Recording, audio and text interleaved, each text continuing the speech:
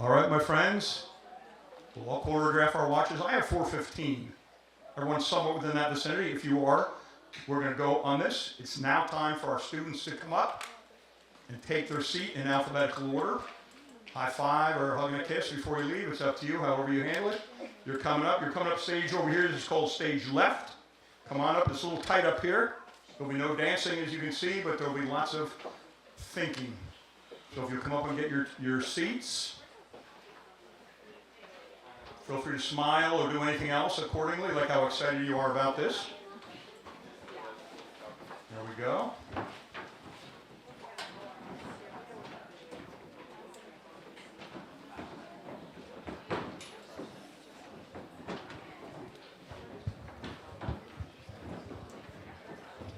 All right then. So everyone's here. Congratulations. Photos can be taken at any time. Come on up if you'd like. I want to welcome you all to the Okaloosa County's version of the National Civics Bee. My name is Ted. I'm the president of the Greater Fort Walton Beach Chamber of Commerce, and I'll be the guy talking on the mic. Don't be shy. Don't have to crunch down. Come on down.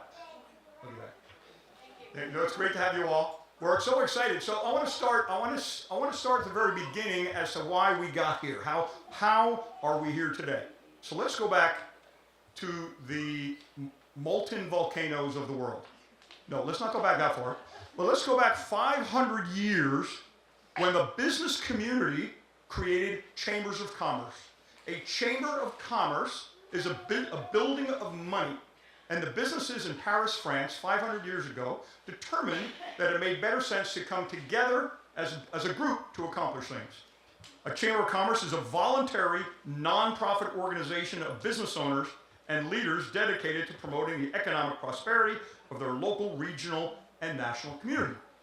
So then you have business leaders like these folks over here, Teddy, David, and Chris, who we're going to introduce in a little bit. And they say, what can we do to educate our upcoming students on becoming good leaders, etc.?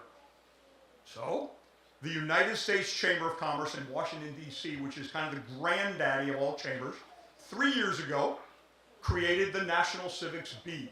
The National Civics Bee being the opportunity for middle school students, as you know, to create essays, to be selected by a board of judges, and to be selected to come here today. That's how the business community is looking out for this. The next steps in this process, last year we had about the same amount of students. We had one winner, and that winner went to the state finals, and the exact same thing is going to happen this year. There are 4 chambers of commerce in the state of Florida. There's a total of 40 states in America who are participating. Not all the 50 states are participating yet. There are 40 states. There are 4 chambers of commerce in the state of Florida. That is your favorite, Fort Walton. Sarasota. Oh, nice. Thank you for that. Sharing is awesome. Oh. It's obligatory applause, but I'll take it anyway, though. Then there's Sarasota, there's St. Petersburg, and there's Osceola. Those are the 4. So we're going to have a winner tonight. And, actually, the 3 go, right? Don't they, Rochelle? Yes. The top 3 winners will go to the state finals, which will be held roughly around Memorial Day weekend.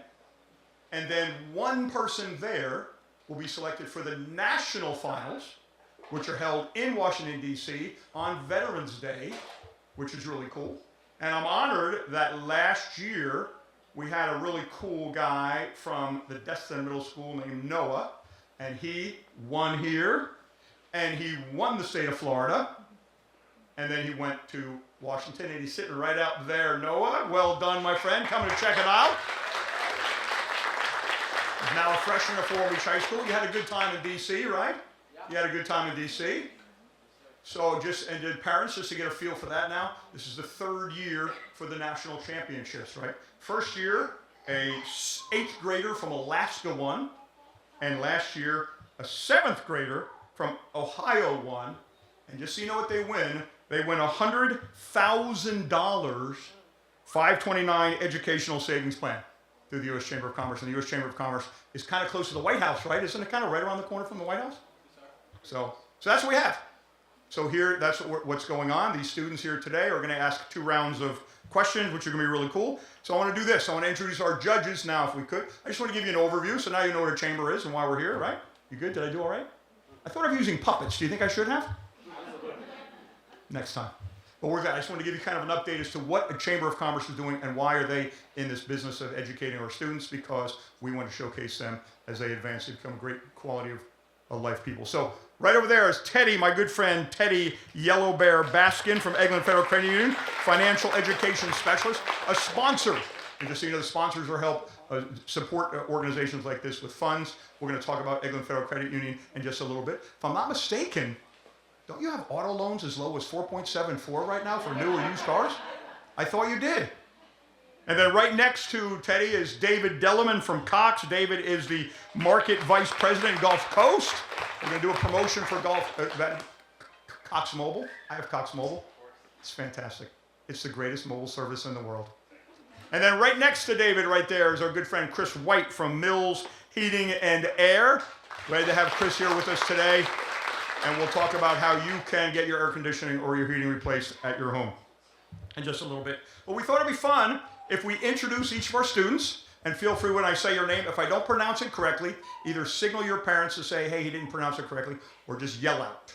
And what we'll do is we ask them to fill out kind of a little highlight sheet to kind of get to know our folks and make them relax and so on and so forth. So starting off, we have Addie B down there from East Bay K8 from Navarre, which is good. And favorite subjects, reading, playing sports. Favorite food, fish sticks. Who doesn't like fish sticks with macaroni and cheese? Is there anyone? Okay, and we got that. We're with you on that one. So well done, Addie. And again, I'm very excited. Last year, we just had Okaloosa County representatives. This year, we have Escambia County, we have Santa Rosa County, we have Tallahassee. So we're very grateful that all you could come over and see us. So great to have you, Addie B. Amy, okay, Amy, thank you for that. Amy F. from Northwest Florida Ballet right here. Favorite subject, math, reading, and dancing. No surprise, I suppose. Favorite food, sushi. And her dream job to be a civil environmental engineer. Wow, look at that. So, Amy, well done. Nice to have you. Alex C., St. John the Evangelist in Pensacola. Favorite subject is math, basketball and running are hobbies. Mac and cheese bites, which would go well with the fish sticks. Alex C. and track athlete. So again, Alex C. coming over from Pensacola. Thanks for coming over, my friend. Glad to have you. Anish M. Deer Lake Middle School in Tallahassee. Favorite subject, math. Favorite hobbies, origami. Favorite food, noodles. And dream job, physicist. Nice. All right, good. Trying to make it easy, trying to get them comfortable up here. Maybe not doing that, but I'm trying to do it. We can. Ariana, yes, from Northwest Florida Ballet Academy. Favorite subject, English. Drawing and dancing. Favorite food, chicken. And artist or writer. So nice to have you here. You didn't have to drive too far, right? Glad to have you. Elijah from Destin Middle. Elijah F. from Destin Middle School. Are you related to Noah in any way? Yeah. Okay. I think he wore that tie last year, didn't he? It's like a lucky tie? No, maybe not? Oh, he did? I thought he had one on, though. All right, good to have you. Your hair looks the same, though. You guys have that? Parents, you got that kind of hair thing going. Anyway, so we're very honored to have Elijah here. Favorite subject, Spanish, playing sports. Favorite food, steak, mashed potatoes, and Brussels sprouts. Brussels sprouts, parents? Nicely done. Very nicely done on that. And a dream job, Olympic runner or swimmer. Good for you. Congratulations, Elijah. Good to have you. Let's go to the second row over there. Emma C. from Liza Jackson Prep School. Favorite hobby is reading. Favorite food is sushi. Dream job, herbalist. All right, Emma C., glad to have you. Gabby D., William Mumford Middle School in Tallahassee. Thanks for coming all the way over here to see us. Favorite subject, math, playing soccer and softball. Favorite food, tacos. Yes. Well done, Gabby. Well done on that. Dream job, a doctor. All right, congratulations, Gabby. Grace O. from Fairview Middle School in Tallahassee. Favorite subject, science. Favorite hobbies, drawing and crocheting. Favorite food, pizza. Finally, someone with the pizza. I'm in the same thing. And how about this? This is what I should have done as a representative from pizza. Dream job, neurosurgeon. I can't wait to see if anyone say dream job, chamber guy. I'm just waiting to see if that might happen. There's still time. It still could be in here somewhere. Holly B. from Okaloosa STEM Academy. Favorite subject, chemistry. Favorite hobby, Boy Scouts of America. Congratulations. It's a great cause. Favorite food, hamburger, and a hairstylist. Well done, Holly B. Good to have you. Leighton, is it Leighton? Leighton. Leighton W, Okaloosa STEM Academy, favorite subject math. Shopping, favorite hobbies. Shopping and hanging out with family and friends. Finally, someone tells the truth on what they like to do. Favorite food is steak, and dream job, oral surgeon. We have got some very high aspirations up here, which is good. Lila W, Northwest Florida Ballet Academy. Favorite subject is math with double exclamation marks. Double exclamation marks, David Dillman. Favorite hobbies is dance. Favorite food, pickles. Nice, very good. And dream job, special ed or dancer. Well, there you go. Very good, my friend. Glad to have you. Back in the last row. Lily, is it Lily? Lily H, Northwest Florida Ballet Academy. Favorite subject, history. Favorite hobbies, ballet. Favorite food, steak again. And professional ballet dancer or physical therapist. That's fantastic. Michaela D from Liza Jackson right here in town. Favorite subject, math. Playing piano. Egg soup. Oh, that's something. Is that someone make that at the house? Oh my gosh. Maybe we'll come over afterwards. Would beat Sonic, no doubt about that. And then dream job, owning a jewelry business, which is very cool. Thank you for that. Pearson S, Okaloosa STEM Academy, U.S. History, football, pizza, and radiologist. All right, Pearson, well done. Rishi, is it Rishi? Rishi T, of Florida State University Schools K through 12 in Tallahassee. Several folks in Tallahassee, and again, I thank you on behalf of the Chamber of Commerce. We welcome you all from outside the area. So glad you could come over here to see us. By the way, the state finals are in Tallahassee somewhere. They were at the FSU campus last year. We're not sure where they'll be this year. Favorite subjects, civics. Favorite hobbies, swimming, video games. Favorite food, pizza. And dream job, lawyer. And Starlight C. Liza Jackson Preparatory School, math, swimming, and singing. Favorite food, fruit. Nice, very healthy of you. And an actress. And those, my friends, are, is it 17? We have 17 people. We are honored to have you all here today. Thank you for filling those out. I am now going to read. We should be right around time, right? Welcome. Is everyone excited to play? It says, is that something they got to fill out? No, that's just kind of, they do have to fill it out. Right? So those are our introductions, my friends. Let's see now. Let me now read the directions, if we could, so stay focused on this. I've been asked to remind students that your personal devices, cell phones, smartphones, etc., are not allowed on the stage. If you haven't already handed yours over, please raise your hand now and we will collect it. All right, thank you for listening to that. Today's competition will include 3 rounds. In the first 2 rounds, finalists will answer a civics-based quiz questions. Each finalist will answer the same multi-choice question within the allotted time. Each question and answer option will be read aloud by myself. You'll see it on the screen. The guests in the audience will see it on the screen. The 30-second timer will not start until after I've finished reading the question and answer. So you don't need to rush on it. Wait till I read the entire question and answers. Each correct answer will receive 1 point. Incorrect answers and answers not submitted before time runs out receive 0 points. So you will not lose points for an incorrect response. We encourage you to take your best guess and answer each question. However, once you have selected an answer to the question, that answer is final. You may not return to the answer options to change your response. At the end of rounds 1 and 2, we'll display the leaderboard on the screen, and you'll be able to see which students are in the lead. The 5 finalists with the highest scores at the end of round 2 will advance to round 3. If there is a tie for 5th place, we have a tiebreaker round of 3 questions. Only the students who are tied for 5th place will answer those questions. If not, we'll have you leave the stage. At the end of the tiebreaker, I will announce the finalist who will advance to round 3. Students, during the quiz rounds, if you have a technical issue or anything goes wrong at any time, please raise your hand right away so we can help you. That bald guy in the back is in charge of that. He will be keeping an eye on that. He's worked very hard, so there are not any issues there. We know everyone here will participate with integrities. It says here, students, please keep your eyes on your own tablets. Is everyone ready to start? Oh yes, so turn on your iPad there. Get it ready. There we go. You should have a screen there that comes up that says, welcome, is everyone excited to play? Just answer that just to get it working, right? Right, Seth? We're going to have him answer that just to verify that it's gauging. And you'll see at the bottom of the screen, those are the different icons for each person. Is that what that is? Yep. Okay. So again, we can see it in the audience there at the bottom. What was the average answer? Was it maybe? You started to play? I don't know. I haven't started yet. All right. Are we ready? We're good? All right, my friends. Everyone ready? Here we go. I'll read the question again. I read the answers. You'll have 30 seconds from then. Question number 1. Serving on a jury when called is an obligation of citizenship in the United States. Following through on that obligation is an example of which civic virtue? A, responsibility. B, courage. C, humility. D, moderation.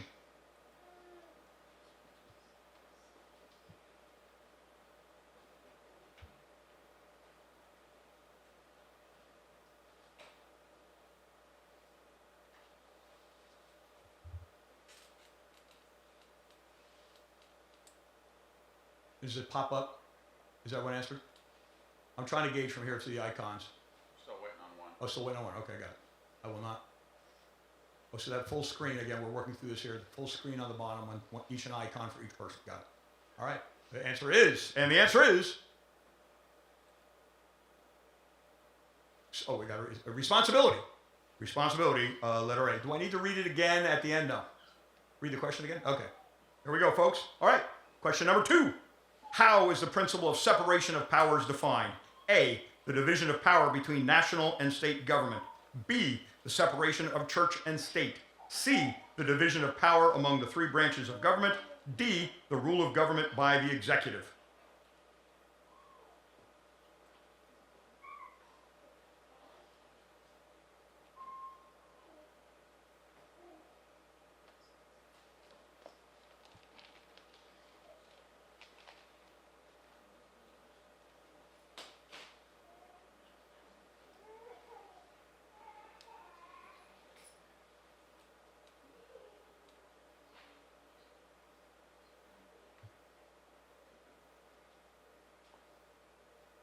All right then. And the answer is the division of power among the 3 branches of government. All right. We're used to having music in between, aren't we? Like from TV, we're here the dun, dun, dun, dun, dun. We don't have that. So we'll just enjoy the silence. Here we go. 3rd question. Which of the following was excluded from the provisions of the Northwest Ordinance? A, trial by jury. B, protection of property rights. C, protection of slavery. D, freedom of religion.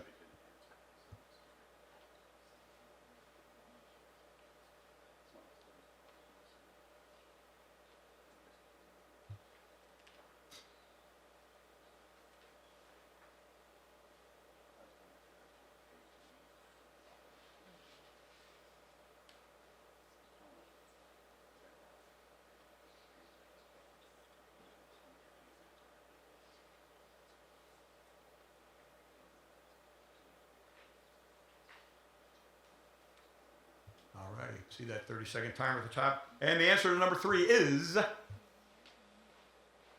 protection of slavery. Let's see. Is anyone having a problem with their iPad? Everyone's iPad's working? So I'm just going to interrupt. If you don't know the answer, go ahead and guess. Okay? It's to your benefit. Don't skip any of the questions. If you don't know the answer, go ahead and pick something. Well done, Rochelle Graves, in charge of this event. She's the director of tonight's activity here. All right. Question number 4.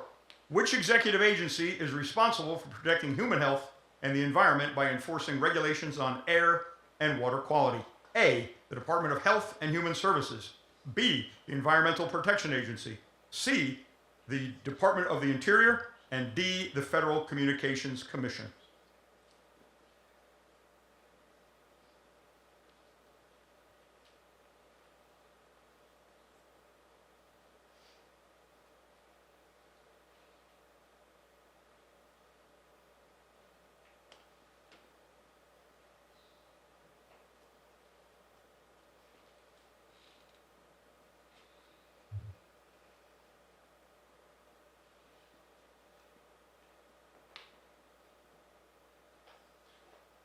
All right then, and the answer to number 4 is the Environmental Protection Agency, B.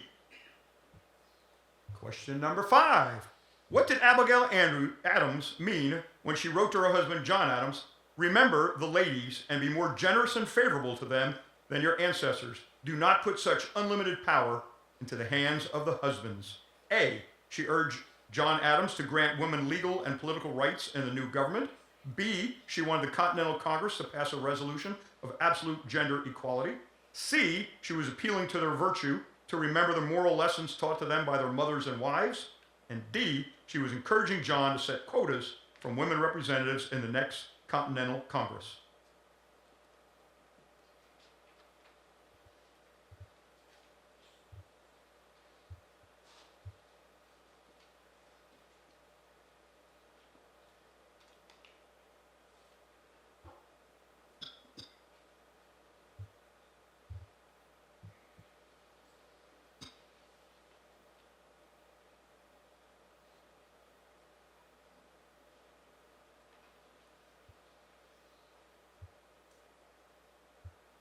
All right, then. The answer to number 5 is A.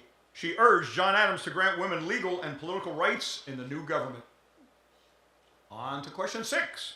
The U.S. Virgin Islands was purchased from Denmark in 1917, while other territories were acquired through war. How does the method of acquisition affect the territory's current relationship with the federal government? A. The method historically varied, but all territories now have similar federal relationships. B. Purchased territories automatically receive more autonomy than territories acquired by war. C. Only territories acquired through purchase can petition for statehood under federal law. And D. Territories acquired peacefully have voting congressional representation, unlike war acquisitions.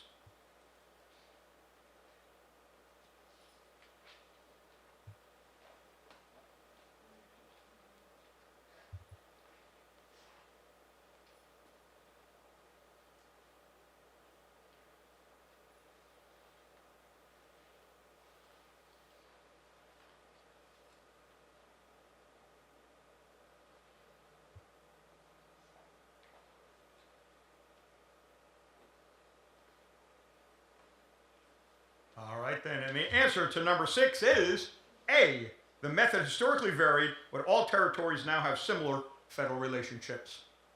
On to question 7. What constitutional issue was at stake in the case of Mapp versus Ohio in 1961? A. Whether the death penalty constitutes cruel and unusual punishment. B. Whether law enforcement can question suspects without reading their rights. C. What evidence obtained in an illegal search is inadmissible in court. And D. What restrictions apply to state laws limiting freedom of speech.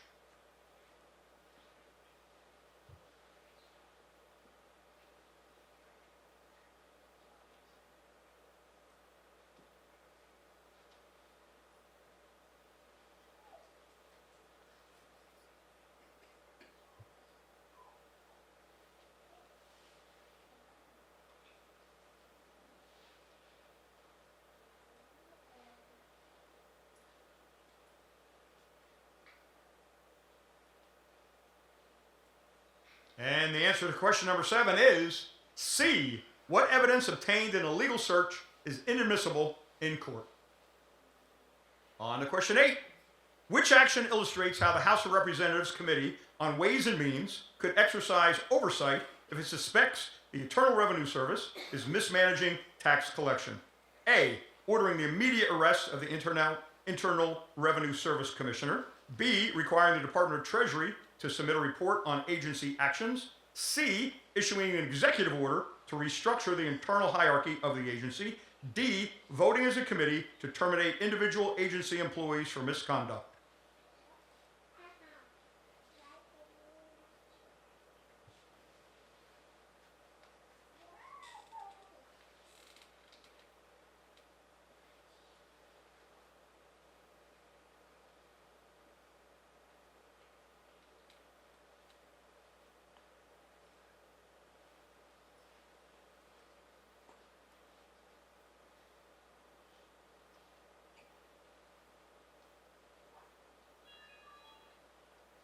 Alrighty, and the answer to number 8 is B. Requiring the Department of Treasury to submit a report on agency actions. On to question 9. for cutting off our trade with all parts of the world, what is the main idea expressed in this quote from the Declaration of Independence? A, the king restricted colonial trade. B, colonists banned trade with Britain. C, the king opened all ports to foreign nations. D, colonists refused to trade with Native Americans.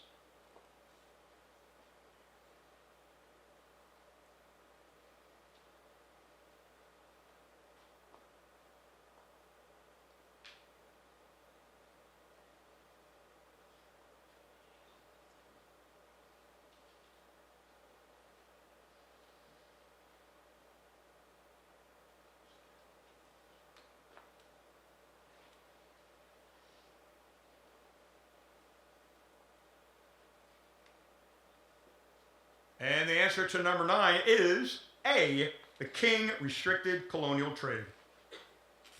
Moving on, question number 10. What was the main reason for the creation of the USA Patriot Act? A, to combat organized crime and drug trafficking. B, to increase patriotic education in public schools. C, to improve the efficiency of the Federal Bureau of Investigation. D, to protect American citizens from future terrorist acts.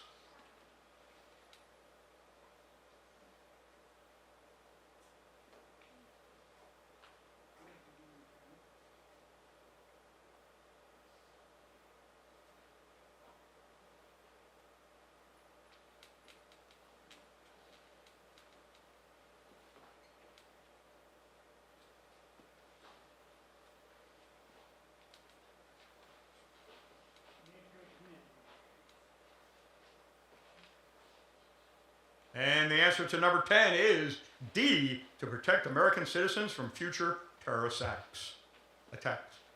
And that, my friends, end of round 1. Yes, well done. We're going to tabulate, but the leaders, do we need water? Do you guys need water? No? Anyone? All right, just double checking. So you'll see, let's do this. While we're just kind of doing a little mental transition here, there's a round break here that says, hey, how do you plan to celebrate America's 250th birthday this year?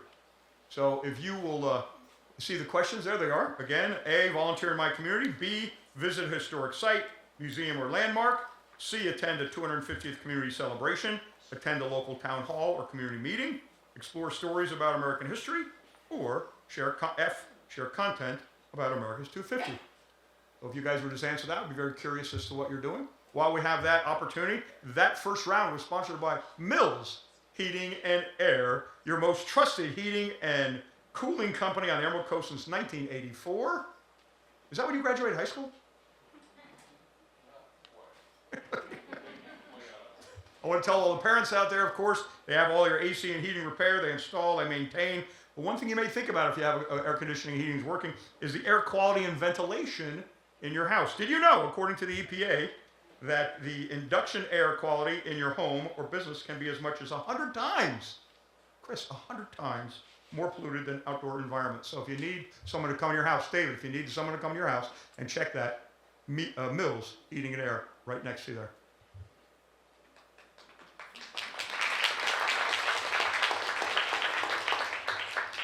All right, so we have our results for our poll, and here's our leaderboard. All right, I can't see those, so we'll just look at them. There, right? Can you guys see them? Should I read them, or what should I do? Rochelle, should I read them, or what should we do? You can read them. All right. I mean, everyone wants to hear their name when they're at the top. All right. Here we go. Tied for 5, we have Lily and Scarlett. 6, we have Lily W. That was Lily HS and Scarlett, each have 5. 6 is Lila W., Pearson S., and Reese T., each have 6. Anish and Holly B. have 7. Emma C. and Ariana N. have 9. And Noah F. has 10. So those are our leaderboard as of this time. There we go. So let's see what it says here. We have one more round, my friends. One more round of questions. And we'll see where we go from there. You guys ready? All set? All right, Seth, you ready? Everyone else ready? Audience members, ready? Here we go then. Let us now go to round 2. Starting with question number 11. Theodore Roosevelt's new nationalism platform called for stronger federal government to regulate corporations and protect the public welfare. Which government policy is the best example of this idea? A, reducing government control of large businesses to encourage free markets. B, establishing national parks and regulating food and drug safety. C, eliminating all taxes on corporate profits to encourage investment. And D, transferring all rulemaking power to individual state governments.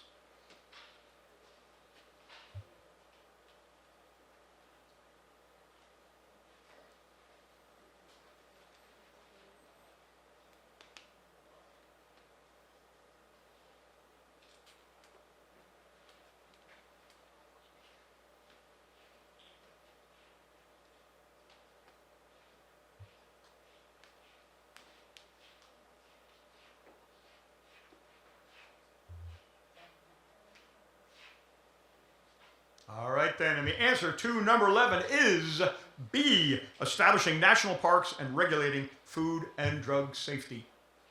On to question number 12. Who has the power to approve nominations for federal judges? A, the House of Representatives. B, the Senate. C, the President. D, the state courts.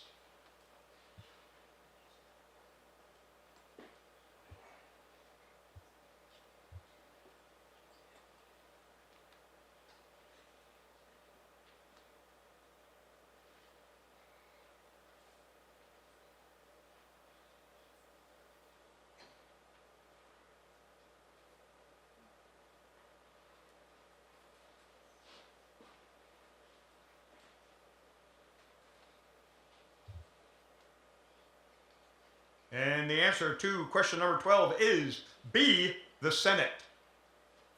On to question number 13. The Declaration of Independence states that governments derive their just powers from the consent of the governed.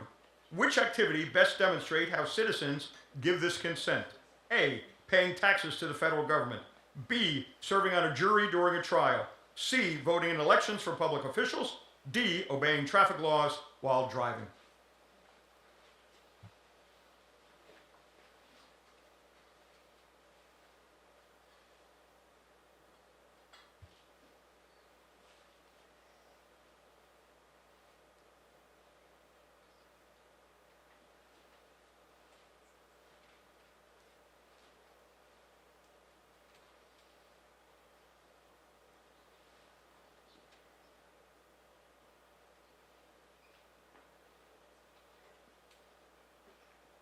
And the answer to number 13 is C, voting in elections for public officials.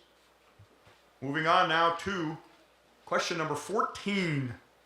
What is the difference between jus soli and jus sanguinis, and which does the United States mainly use for citizenship at birth? Jus soli is by parent citizenship, while jus sanguis, I practice this all day too. Sanguis is by birthplace. The United States mainly uses jus soli. B, jus soli is by birthplace citizenship. Jus sanguis is by parent. The United States mainly uses jus soli. C, jus soli is by parent citizenship. Jus sanguinis is by birthplace. The United States mainly uses jus sanguinis. D, jus soli is by birthplace citizenship. Jus sanguinis is by parent. The United States mainly uses jus sanguinis.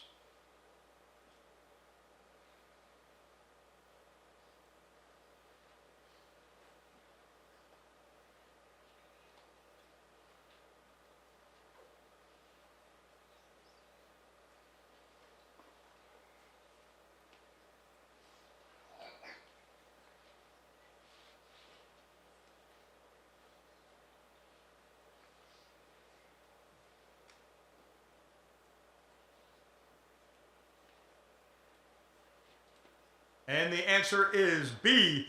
Jus soli is by birthplace citizenship. Jus sanguinis is by parent. The United States mainly uses jus soli. That was a Latin I did research on today. Very, very, we learned too on this, I can assure you. This jus soli means Latin, right of the soil, and jus sanguinis, right of the blood. Very fascinating. 15. What type of government is based on a system where citizens vote directly on laws and policies without elected representations? 1. Theocracy, D. Direct democracy, C. Oligarchy, and D. Constitutional monarchy.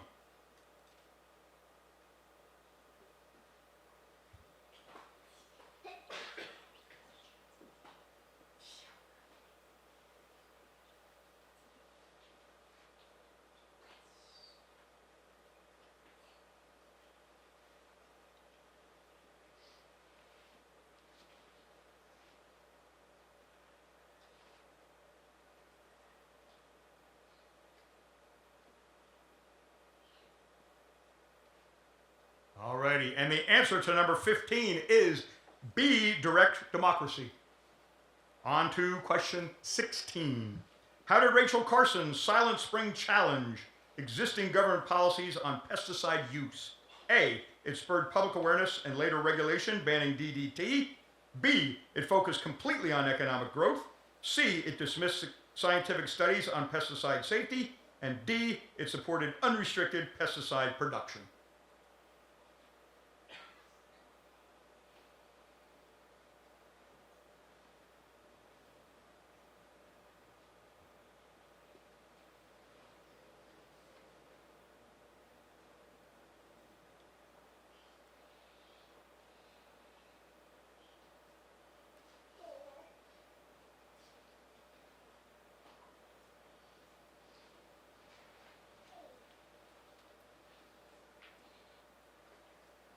And the answer to number 16 is A, it spurred public awareness and later regulation banning DDT. Question 17. Tinker versus Des Moines requires school officials to show that student speech would cause or can reasonably cause a material and substantial disruption before restricting it. Why does placing this burden on schools rather than students protect First Amendment rights?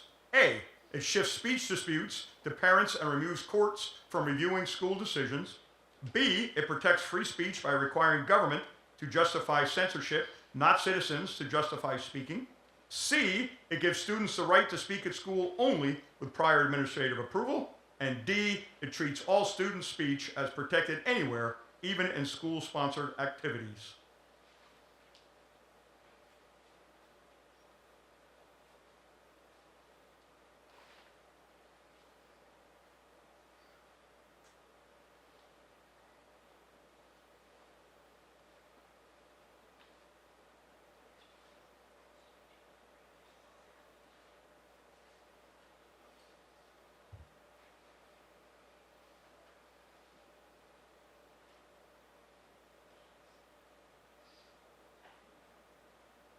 And the answer to number 17 is B. It protects free speech by requiring government to justify censorship, not citizens to justify speaking. On to question number 18. According to Federalist number 78, if a court decides a statute conflicts with the nation's highest law, what should the court do? A, follow high law and rule against the statute. B, rewrite the statute to fit new policy goals. C, set a new tax to fund a program. And D, tell police to carry out the court's policy.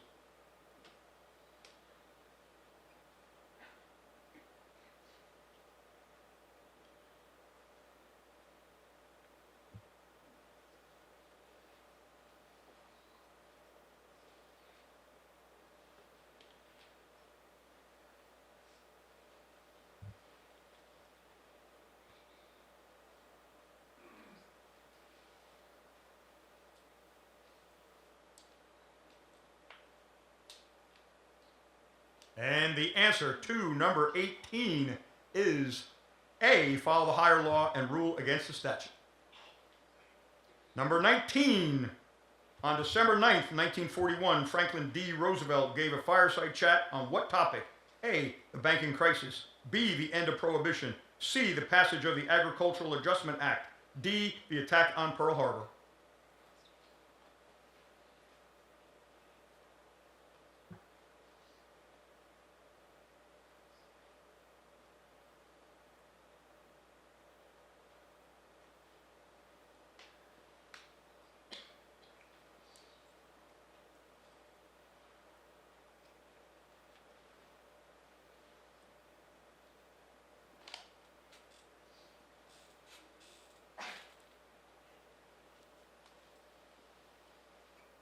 And the answer to question number 19 is D, the attack on Pearl Harbor. Question 20. The 14th Amendment guarantees equal protection of the laws. Which option describes its primary goal regarding equality in the United States? A, all citizens will achieve identical social and economic success. B, all citizens receive fair treatment and the same legal rights. C, government ensures specific outcomes for certain groups. D, people from all backgrounds receive equal social respect.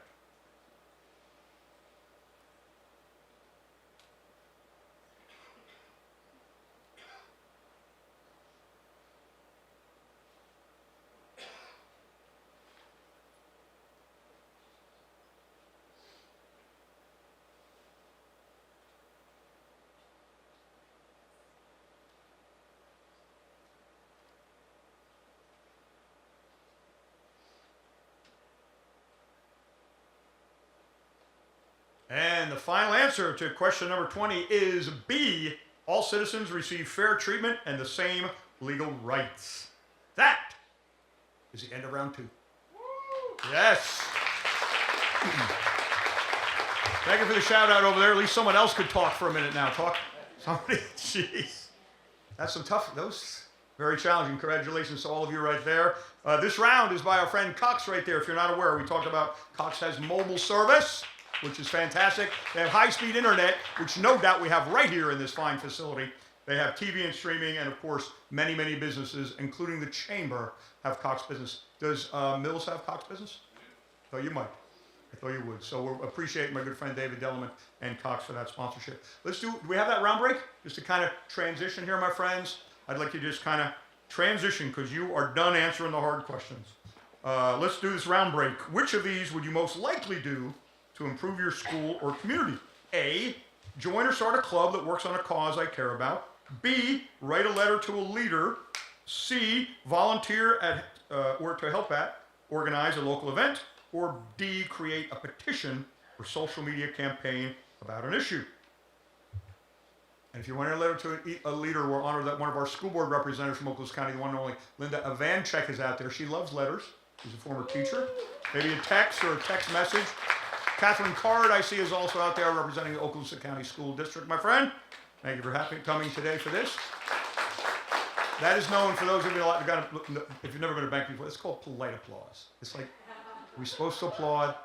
You know, it's people from Tallahassee, they know. They know. All right. So those are that. So now, here we go. This is the leaders, and it looks to me like we are going to have a tie. Aren't we? Yes. So, go this way, Rochelle. Go from left to right, right? So we have Ariana has 18. Ariana N, 18. Emma C and Rishi T have 16. Anish M and Holly B have 15. Oh no, we have 13. So we're right at the 5? Right? 2, 4, yeah. So it looks like we will not have a tie. So it looks like Ariana N has 18, Emma C has 16, Rishi T has 16, Anish M has 15, and Holly B has 15. So those are our top 5. So those are our top 5. All right, so there will be no tiebreaker. Right? So those are the top 5, everyone. So what we're going to do now is we're going down, right?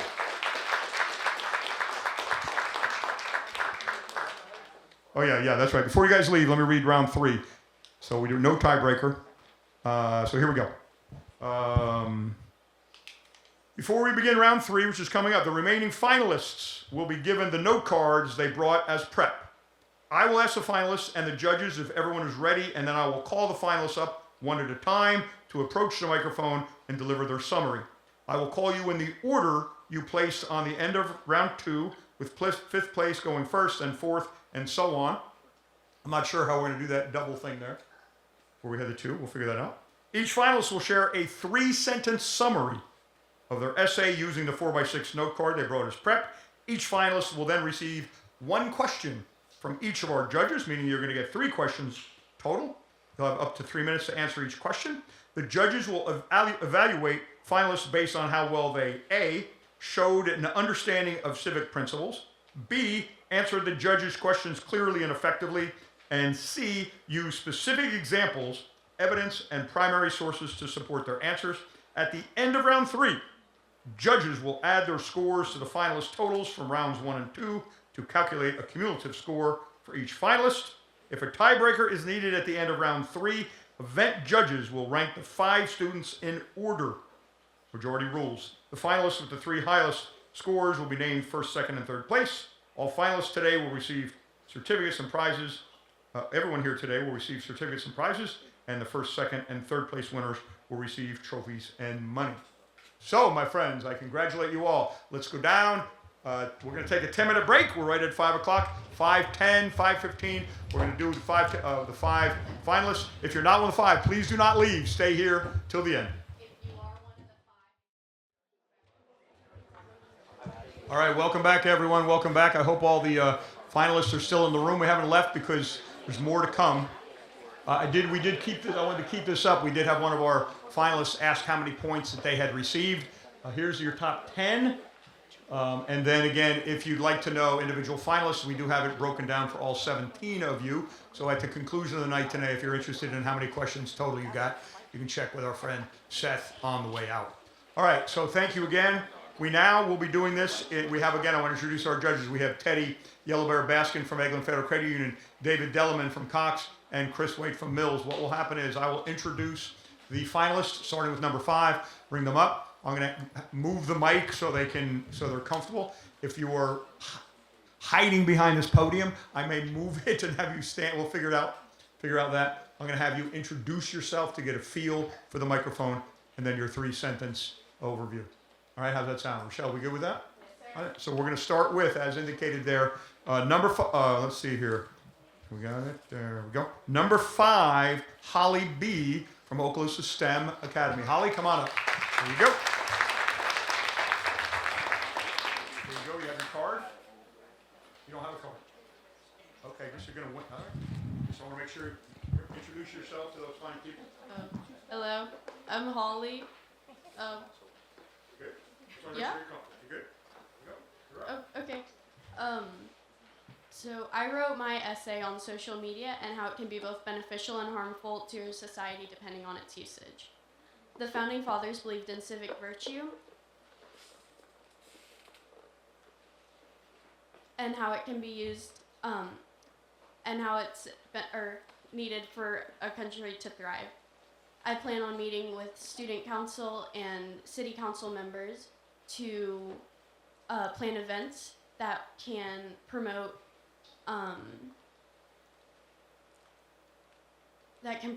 civic participation through social media, and can also promote better or more proper social media usage. Thank you. Oh, okay. Hi, Holly. Hi. Okay, how does the concept of consent of the governed apply to your idea?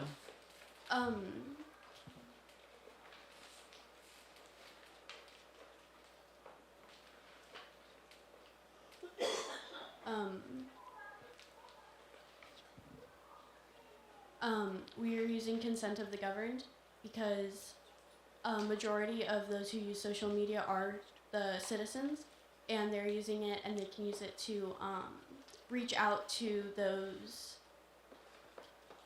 government officials, and they can set up these events and help. And help everyone be more active in their society and communities. Thank you. So Holly, in your essay, you acknowledge that social media can have some good uses as well as some problems. How do you envision balancing the good with the potential negative impacts of social media? So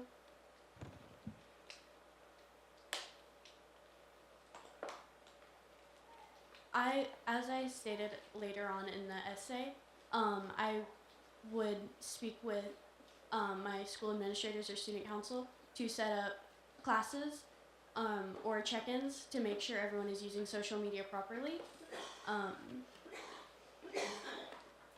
And it won't fix any problems that there are, but it can help. It can give them a better sense of what people are doing and what harm it could cause in the long run. Hello, Holly. You mentioned the need for self-discipline when it comes to social media. How would you promote this to young people? I'm sorry. How would you promote the idea of self-discipline to young people when it comes to social media? I'm sorry. By young, do you mean like age range? Please. The people you're trying to reach. Okay. I forgot the question. I'm sorry. Yes, please. No, I'm that's sorry. fine. I'd like to know an example of how you would propose to promote self-discipline when it comes to social media. So I stated that I would try and cut back on my own screen time, and then once I got that sorted out, I would extend it to my friends and try and get them on the same schedule that I'm on. And I would encourage them to share it with people that they are close with and their friends, and it would reach, hopefully, a good distance in multiple age groups.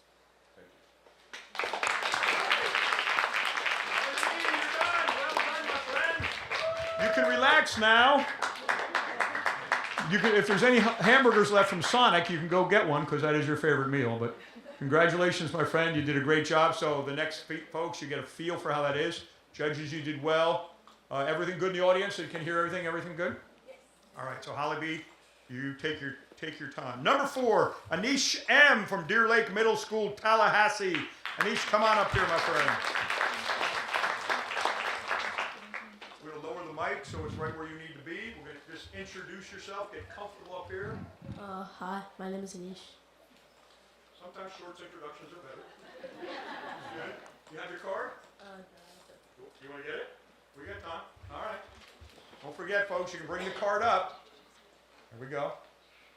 Good to have a groupie there helping out. Well done. All right. You were up, my friend. Okay. My essay is about public transportation and how you need that if many cities are not walkable and if they're too suburban, so you cannot have easy access to conveniences. To fix this problem, I can make a petition and reach out using social media, going to events, and attending civic meetings. If I were to contact someone, I would contact the mayor or the city or county commissioners or the major companies like Star Metro or Astra Bus so that they could implement public transports like buses or subways into cities.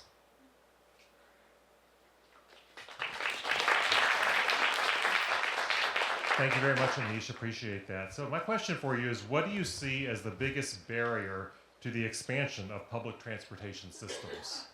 I would say the biggest barrier is that there's not enough funding, and also that many places are too less distributed, so there aren't enough people for there to actually be public transportation, so that would be an issue.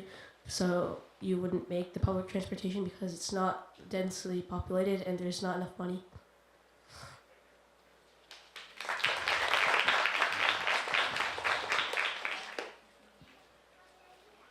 Can you give us an example of how you would promote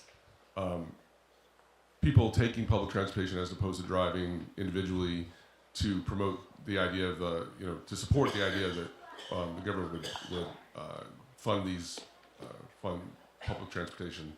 How do you propose to promote it? I would say that you could have social media or petitions by collecting signatures and showing major officials in the government that many peers need this, and a lot of people need public transportation because not all people have easy access to their own personal vehicle.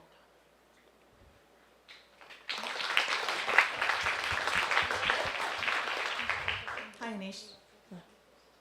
If you were awarded $5,000, how would you allocate those resources? I would probably reach out to Star Metro and Astro Bus to see if they could try and start to have more transportation, and I'd also contact major engineering companies to see if they could make bus stops, and also people like the mayor or county commissioner or city commissioner to see if they're okay with having like public transportation and bus stops and buses. Okay, thank you.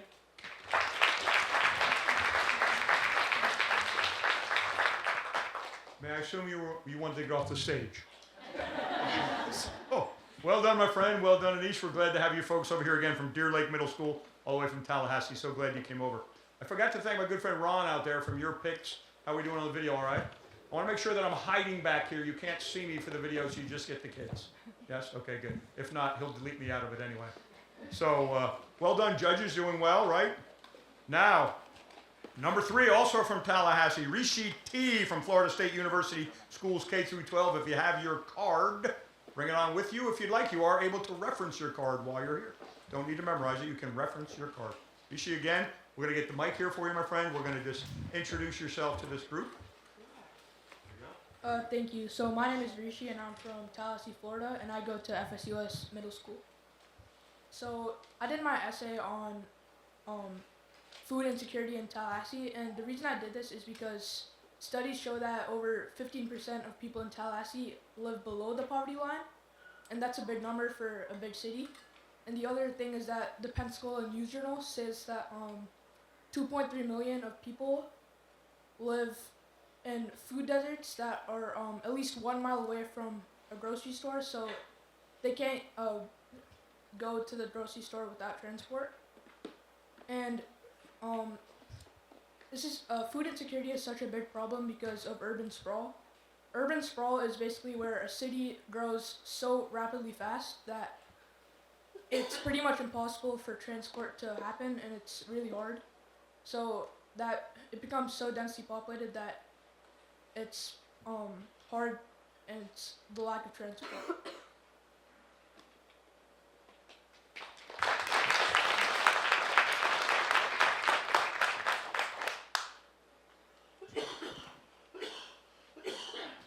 Tell us more about your experience with involving the community. You mentioned a lemonade stand in your essay, which is near and dear to my heart. And I want to know more about how that community involvement affected you and inspired you to tackle this issue. Yeah, so in my community, when I did a lemonade stand, it was surprising that so many people in my community were appreciating what I was doing, and they wanted to help me out a lot, so that inspired me. And then I wanted to give back to the community, so when I saw that after the government shut down, there's been food insecurity problems for many people, so I wanted to talk about that today, since it's a really big problem.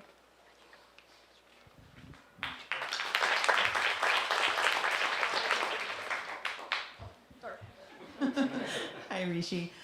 If you could only do one thing on your list, which would have the biggest impact? Could I have a second to think about that, please? Mm-hmm. Of course. I think the biggest thing I could do, which would have an impact, would be contacting local government, since Tallahassee's government is pretty big and they can do many things and reach out to many companies locally. So I think they could, going off the virtue of responsibility, the community and the government can work together to help out with tackling down food insecurity in Tallahassee. Thank you. Hi, Rishi. I'd like to build on that thought about the civic virtue of responsibility. Can you talk a little bit about why you thought that responsibility was the appropriate civic virtue that went along with this, and how that plays into your solution? Mm-hmm. So I thought responsibility was the appropriate virtue because the community should be responsible for other members in the community, because a community is essentially where it's a place where people help out each other in times of when they need it. So I think responsibility is a good virtue.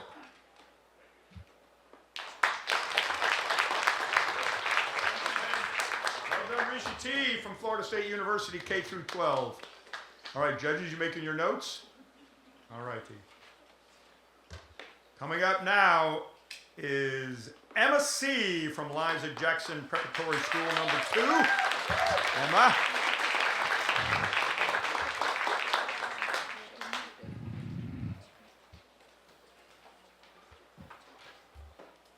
Introduce yourself on that microphone. Hello, my name is Emma Campbell, and I'm from the Liza Jackson Preparatory School. Good. Can you see him all right? You good? problem in my community, difficulty finding volunteer opportunities, can be solved by creating a central databank with all of the current options. I had fellow middle schoolers take a survey I had made, and 68% thought that this databank would be useful. Finally, this issue ties into many civic virtues and founding principles like responsibility, integrity, and our equality.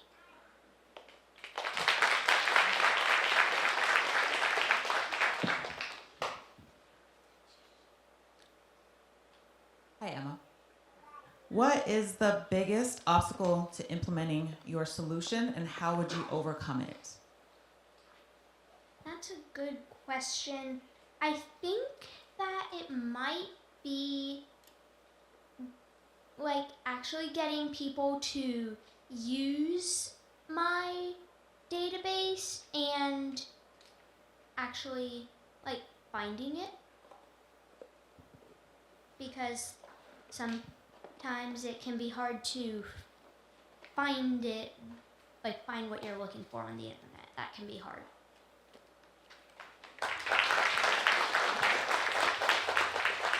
Hi, Emma. I was really intrigued in your essay. You said during the survey you found that 47% of middle school students are not even interested in volunteering. What do you think we could do to move the needle on that? That was like a big thing in my survey that I realized, and I think if I made it easier for people to volunteer, more people would be interested.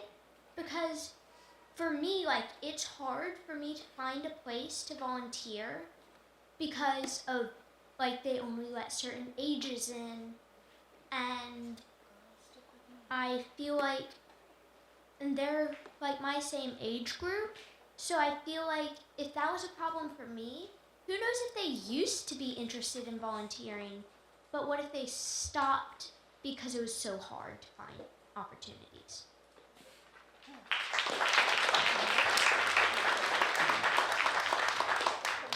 Emma, David took my questions, so I'm going to have to kind of be on the fly here. If you had an opportunity to sit with, let's say, the president of the Fort Walton Beach Chamber of Commerce and ask for his help, what's the one thing you would ask? That's a really great question. I would ask for help reaching out to the nonprofits to contact them about my databank website, because when I was doing my research, I saw that they have a list of all of the nonprofits in the area, and like they could help me contact who I needed to contact to be successful.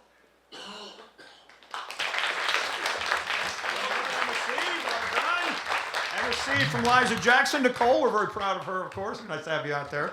Nice job on including the chamber in that. Let me advise everyone that you look at your Chamber of Commerce as kind of live Google for the community. So if you have any questions at all, contact your local chamber, whether it's in Tallahassee or Escambia County, and they can help out with all sorts of activities and help. So Ariana N. from the Northwest Florida Ballet Academy, bring your note card up here, my friend.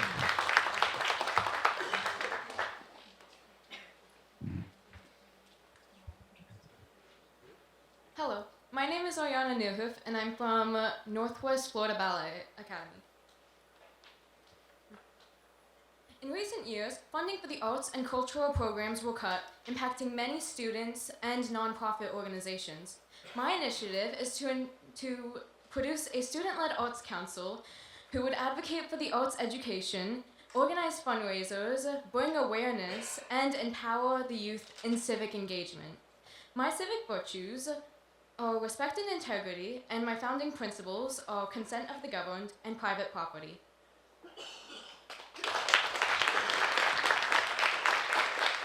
Thank you so much, Ariana. So in what ways would you suggest that improving arts programs benefits the overall economy of the local area? Well, when you improve the art, so improving the fine arts organizations and everything, you could get there are many careers in the fine arts, so that could impact many of the students as well as a national study that I wrote in my essay, which said that the arts and cultural organizations and audiences created 151.7 billion in economic activity. So it helps the economy as well.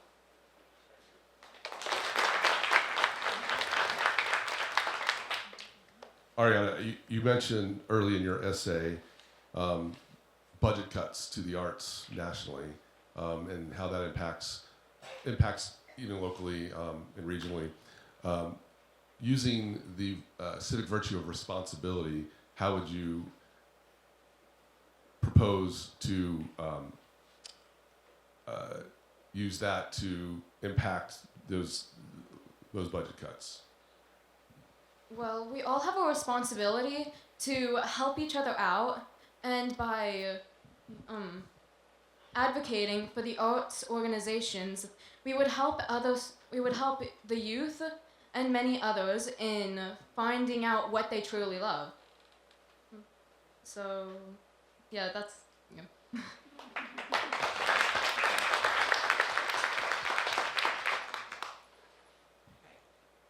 How would the Student Arts Council decide which organizations receive fundraising dollars fairly?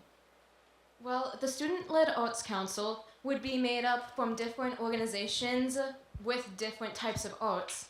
So they can all advocate with using the civic virtue integrity. We would make sure to do the right thing and spread it out evenly across all of the fine arts.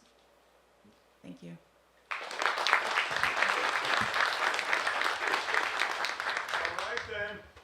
Well, there we have it. You can take a relax now, Ariana, and as well and run back to your seat. Hurry, I've got to get back. Folks, what happens now is those three folks are going to tabulate their notations from the 5 speakers. That lady at the end, Dana, who knows everything about everything, the Wikipedia of Okaloosa County, will help her, and Rochelle will help, etc. Should we get the people for the photo now? Do we do the photo now while we're waiting? Should we wait on that? The group photo. Give me just a second because we're going to do 2 rows. We'll do 1 row Okay. standing and 1 There we row go. sitting. So let me All right, so what we're going to do is we're going to invite all of our finalists to come up. We're going to present you with a certificate, which is going to be wonderful. And then I'm going to invite my man David Delleman to come up here and talk about Cox a little bit, about Cox Media, Cox Business, etc. And then we will announce the winners once they have been compiled. So a thank you to the helpers here on the chairs, taking a group photo. Again, I want to thank the folks here at Beachside Church for doing a great job with the sound and everything. Thank you, my friends out there. Absolutely spectacular. Ron out there from your picks. Doing a good job there. So my friends, we are honored that they are right there, our finalists.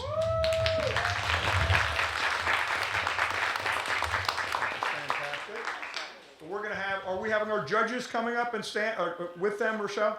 Yeah, so let's have, Ted, are you guys done? You guys are done?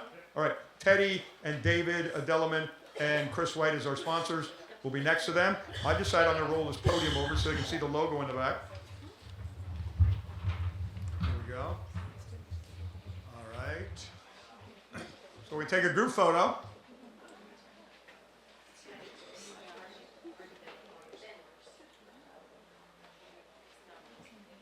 So the director of this great event, Rochelle Graves, will hand you out a custom certificate that you can frame and put on your wall at your house or in your locker. Yeah, just want to hand them out like that. And then after those are all handed out, we'll take another photo. There we go. Again, Addie B, Ami F, Alex C, Anish M, Ariana N, Elijah F, Emma C in the front row. And the back row is Gabby D, Grace O, Holly B.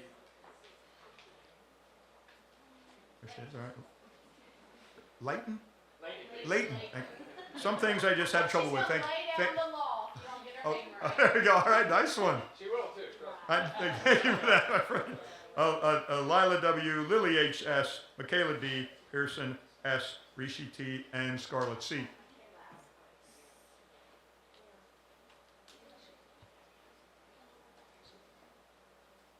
There we go.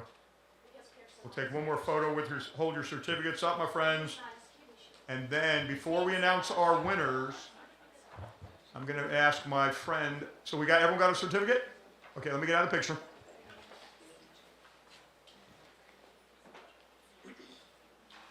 So now, while you're standing there, I'm going to ask David Dellerman, will you come up here? I would like to ask David. David is always so helpful to help us in our community from Cox. So I'm going to ask the students, turn around now for those who are seated. You can look at them like they're in the front row at a Taylor Swift concert or something. You're like, yeah! And David Dellerman will just say cool things, right? So I always like to share one quick little tidbit about Cox for folks who may not know. So our company is 127 years old. What you may not know, you think of us as a telecommunications company now, but we were actually founded by a former school teacher. So education truly is near and dear to our heart. So this is something that when Ted approached us last year about potentially sponsoring this event in partnership with our friends at Egland Federal Credit Union, we said, yes, this is something we're super excited about. And we're thrilled to come back for a second year. But what I think you're all going to be really excited about, you remember those tablets that you did the exercises on today? Those are going home with you. Thanks to Cox, you're all going home with your very, very own iPad.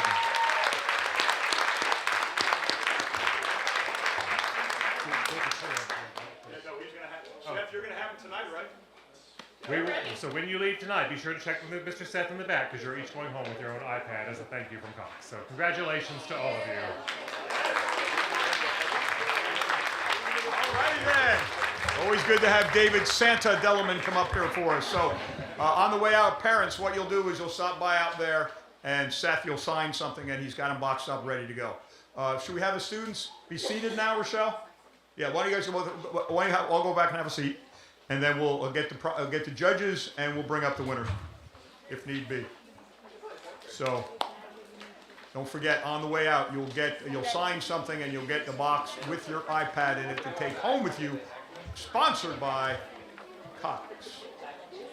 I want to really thank our friends, all of you, of course, but Tallahassee and Pensacola and Navarre for coming over here. We're honored that our Chamber of Commerce could help your students learn a little bit more about civics.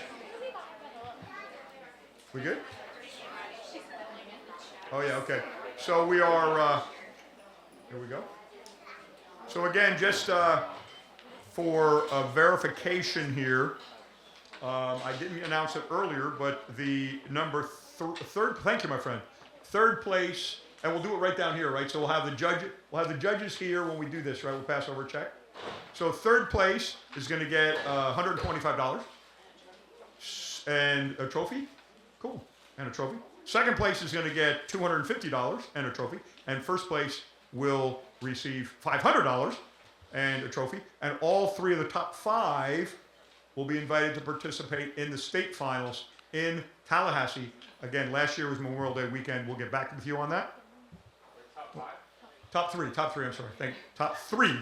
The top 3 will go to Tallahassee. Are we ready? So let's have she's writing the thing, she's writing it upside down. She's writing your name. All right. No. So again, I want to thank you all for coming. I want to thank our friends from Beachside for this cool location. Thanks to Ron for doing the videotape. We got our man from Mid-Bay News is out there for anybody who is here locally and notices the Mid-Bay News, although it's online. Maybe your photo will be on the news sometime soon. Our good friend Christopher Saul over there, so thank you for that. So let's have our judges come up here to be the ones who issue it out. I will read the names off. All right, so I'm just doing the top 3 right now. Here we go.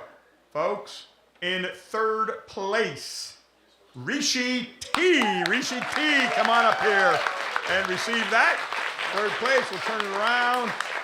And there's the trophy and the check. And all right, my friend Rishi T right there. Go back to Tallahassee and said I had a good time in Fort Walton Beach and I got $125 and a trophy for my troubles.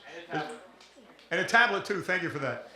So he takes a check with him, hang it in your room. Hang it in your room, yes? He takes those with him, right? Yeah, take that with you. Take the check with you.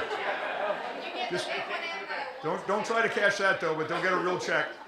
Stop by and see Rochelle. Where will you be after? You'll be around somewhere. So have him come by and get the real check from there. There we go. Now we've got it. Second place, Ariana N. Ariana N. Second place from Northwest Florida Ballet Academy. First place, Emma C. Emma C, first place, my friends. Come on up here and win your first place trophy and the $500. And those three people, Ariana, Emma C, and Rishi, you're going to Tallahassee to represent.